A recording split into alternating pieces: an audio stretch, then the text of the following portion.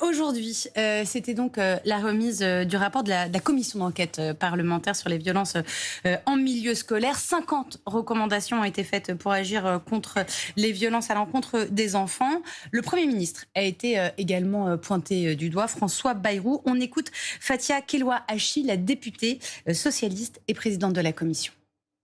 A priori, le Premier ministre est dans un monde qui est différent du nôtre. C'est-à-dire qu'il reste dans un monde où on peut donner des claques aux enfants et il pense que ce sont des claques éducatives.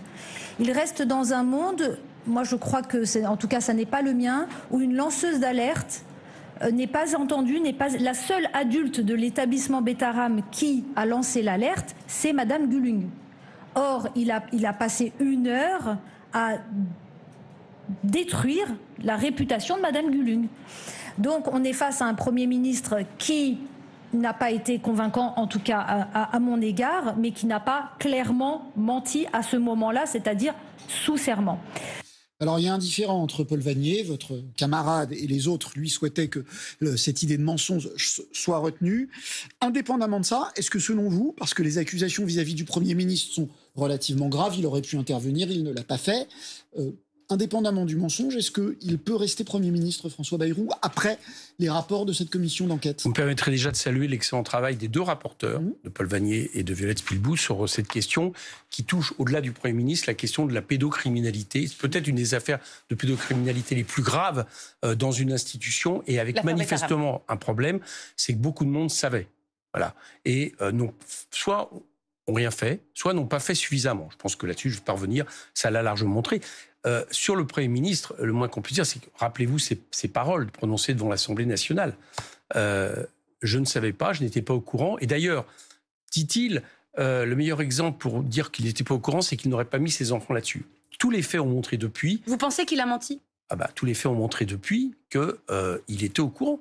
Alors, tous les faits ne montrent pas qu'il a menti. Au sein de la commission, tout le monde n'est pas d'accord sur cette analyse. Alors, ce qui contrebalance, c'est le fait de parjure ou pas parjure, d'accord? Notamment parce que, si vous vous rappelez l'exercice qu'il a fait au moment de la commission, il s'est débrouillé à certains moments pour ne pas répondre à la question précise, mais avoir des espèces de... qui est une spécialité François Bayrou, où vous contournez les réponses, etc., et à la fin, vous ne comprenez plus rien. Mais ce que j'observe, moi, très clairement, c'est que j'étais là. Donc, j'ai très clairement entendu François Bayrou dire « je n'étais au courant de rien ». Dire une deuxième chose après, confirmer qu'en fait, en réalité, il savait. Et puis, alors, ce qu'a dit la présidente de la commission, je suis d'accord avec elle, le fait de s'en être pris à la seule personne qui a alerté, qui a été une lanceuse d'alerte, qui est quand même un très mauvais message en envoyant la lanceuse d'alerte. Ça, je trouve ça gravissime, la façon dont ça a été fait. Mais du coup, vous pensez qu'il peut rester Premier ministre? Mais moi, je pense qu'il y a, si vous voulez... Vous qui ne contournez pas les réponses comme François Bayrou, c'est pour l'ensemble de son œuvre qu'il ne peut plus être Premier ministre. Voilà, Betaram en fait partie. Il y a ce qui s'est passé, j'allais dire, sur le conclave des retraites, avec le fait d'avoir utilisé ça pour essayer d'éviter la censure. Et on termine avec la réforme Borne, dont l'Assemblée ne veut pas, dont la population ne veut pas, dont les syndicats ne veulent pas. Alors, il dit qu'il va peut-être y avoir une proposition de loi, mais d'accord, mais ce qui m'importe surtout, c'est qu'il a fait une politique. Il a gagné quelques mois pour mener une politique qui est d'imposer une réforme dont les gens ne veulent pas. Donc vous me demandez si, à mon avis, il peut rester. Moi, je vous dis non. Parce que non seulement il avait le défaut originel qui était dû essentiellement à M. Macron d'avoir permis à des gens minoritaires de gouverner le pays, c'est le problème de fond qui se pose.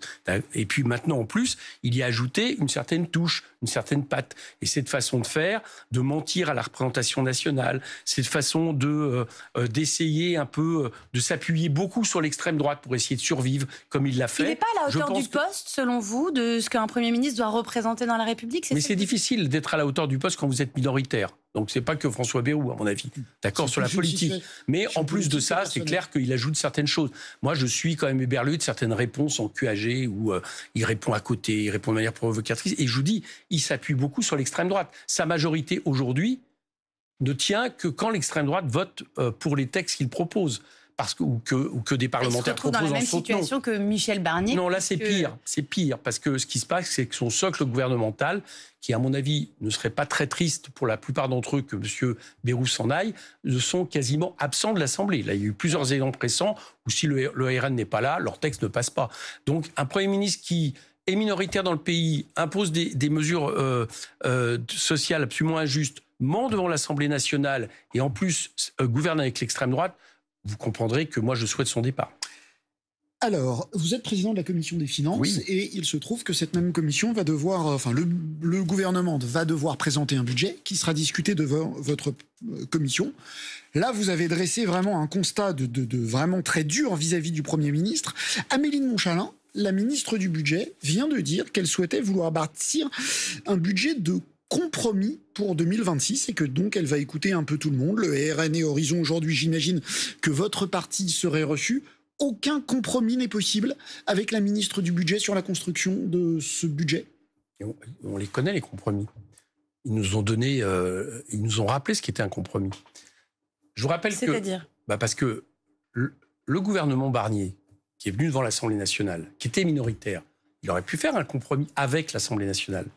Mais là, on parle d'un autre gouvernement. Non, écoutez-moi. S'il voulait faire un compromis avec l'Assemblée nationale, d'accord, il avait l'occasion de le faire parce qu'on a transformé son budget. On a été notamment chercher des recettes pour 50 milliards de recettes, ce qui faisait même qu'on avait réussi à remonter. Non mais là, voilà, donc ça a été... Oui, mais je vous réponds. Ils ne l'ont pas fait. Et qu'est-ce qu'ils ont fait? Alors moi, mais elle fait des et ils ont passé en force après. Très bien, mais là, elle fait des... Alors, elle fait des propositions. Je ne crois pas au compromis, sauf avec elle-même. Voilà. Alors, elle fait des propositions. Elle est Amélie de Montchalin, dont on sait qu'elle est peut-être pas toujours d'accord, enfin que le président de la République n'est pas toujours d'accord avec elle propose, mais enfin, elle est ministre du budget, elle fait valoir son opposition à une hausse généralisée des impôts. J'exclus toute hausse des impôts qui pèserait sur les classes moyennes de manière indifférenciée, et je ne souhaite pas, je ne propose pas, je ne mets pas sur la table une hausse de la TVA. Voilà. Donc, elle dit qu'elle est contre les impôts pour les plus faibles, elle ne dit pas qu'elle est contre une hausse des impôts, même mineure pour les classes aisées. Est-ce que sur cette déclaration de principe, il n'y a pas moyen de discuter? Il n'y a pas de discussion là-dessus. C'est-à-dire qu'on est tous... tout le monde pense qu'il ne faut pas augmenter les impôts des classes populaires et des classes moyennes dans ce pays. Que la ministre du budget... Mais M. Barnier le disait également. Mais en fait, en réalité, quand M. Barnier disait ça, et ça va être la même chose avec Mme Montchalin, ça impliquait également de ne pas augmenter les impôts des ultra-riches et des grandes entreprises. Là, elle aurait pu dire, je ne veux pas... Là, elle ne le dit pas. Je lis aussi... Est-ce que vous n'y voyez pas une ouverture? Non, vous me permettrez de dire que je lis aussi ce que dit M. Lombard, qui est son ministre de tutelle, qui est le ministre de l'économie, le ministre du budget. Et M. Lombard dit très clairement qu'il sera hors de question, il ne travaille pas aujourd'hui sur, par exemple, pérenniser la taxe qui avait été faite l'année dernière, qui a rapporté beaucoup moins que prévu parce qu'elle était sur un an, donc les gens l'ont contournée. Il ne compte pas, par exemple, appliquer des politiques de taxation du patrimoine. Il ne compte pas, en gros, imposer l'ultra-riche. Donc, en réalité, il y a une entourloupe. Parce que derrière cette phrase, nous n'augmenterons pas les impôts de tout le monde, se cache le vrai problème, c'est qu'ils n'iront pas toucher les impôts des ultra-riches dont nous avons besoin par rapport aux déficits. Elle ne le dit pas. Peut-être qu'elle ne le dit pas. Sur la TVA, beaucoup étaient quasiment certains d'une augmentation de la TVA. Ça, elle le dit. Je ne mets pas sur la table une hausse de la TVA. Donc, elle ne met pas sur la table... Enfin, vous en prenez acte? Oui, d'accord, mais elle ne met pas sur la... Ça fait à peu près 3 semaines que la TVA sociale a été mise de côté, je vous le rappelle. Donc, elle a été remplacée par une année blanche, c'est-à-dire qui sera une année de non-augmentation des budgets, ce qui veut dire que par rapport à la hausse tendancielle des budgets, pour bien comprendre la hausse tendancielle, c'est qu'est-ce qu'il faudrait augmenter des budgets pour qu'ils répondent aux mêmes besoins. D'accord? En tenant compte de l'augmentation de la population, de l'inflation, etc. Bon, donc une année blanche, ça va être une année d'austérité. Il propose tout un ensemble de mesures, manifestement, qui vont peut-être s'attaquer aux revenus des retraités en n'indexant pas leurs pensions, etc., etc. Donc pour le moment, dans ce que je regarde d'un point de vue macroéconomique, on va faire en sorte d'appliquer une politique qui va prendre sur les dépenses publiques, sur les pensions, et non pas d'aller chercher ce qui explique le déficit dans ce pays de manière massive depuis 2017, puisque vous savez que c'est les recettes qui ont baissé et non pas les dépenses publiques qui ont augmenté, contrairement à ce qui est dit. Eh bien, ils n'ont pas décidé d'aller mener la politique nécessaire pour aller rechercher des marges financières pour réduire le déficit, mais surtout pour nous permettre d'investir. Vous allez avoir un rendez-vous avec François Bayrou, parce que donc il va proposer son budget en octobre devant l'Assemblée nationale, mais avant cela, il y a un rendez-vous mi-juillet, et il affirme vouloir mettre les partis politiques devant leurs responsabilités. On l'a déjà entendu plusieurs fois dire ça. Il y a 40 milliards d'économies à trouver. Très bien, aux partis politiques aussi de me faire leurs propositions. Et il dit, je vais leur demander que face à chaque nouvelle dépense, ils m'indiquent des nouvelles recettes. Est-ce que vous allez, avec votre parti, jouer le jeu, arriver mi-juillet, en proposant en effet ce genre de budget? Est-ce que vous savez que ce que vous citez là, ça fait 3 ans que ça dure?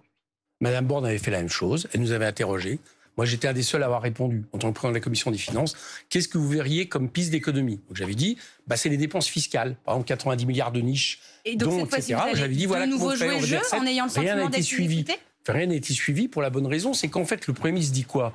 Il dit, il y a 40 milliards à trouver, dit-il. On pourrait le discuter, parce que moi, je pense que quand les Allemands mettent 85 milliards de plus d'investissement cette année dans l'industrie, et que nous, on va mettre 0 au niveau de l'industrie, on devrait peut-être réfléchir au décrochage avec l'Allemagne qu'il va y avoir encore de manière plus importante. Autrement dit, on pourrait revenir sur la base même de cette politique. Et la deuxième chose, c'est que ce que dit en gros François Bayrou, s'il y a 40 milliards à trouver, entendez-vous entre vous pour se dire où vous allez chercher les baisses de dépenses. Mais il n'y a pas que François Bayrou qui le dit. La Cour des comptes aujourd'hui dit la France va devoir consentir à des efforts très exigeants. Mais je ne suis pas d'accord avec ce que dit la Cour des comptes. Je l'ai dit tout à l'heure à Pierre Moscovici. Je pense que la Cour des comptes tire des conclusions qui sont en réalité une orientation budgétaire avec laquelle je ne suis pas d'accord.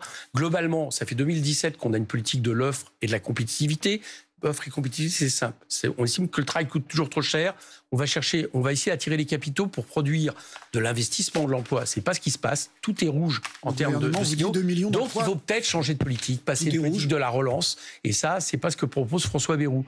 Donc il a le droit de vouloir une autre orientation budgétaire, ce que je défendrai dans les semaines à venir. Merci beaucoup, Éric Coquerel, député LFI de Seine-Saint-Denis, président de la commission. Désolé du retard. Mais ça arrive, et puisque c'était pour auditer la Cour des comptes, c'est comme ça, c'est vos obligations républicaines. Merci à tous de nous avoir suivis.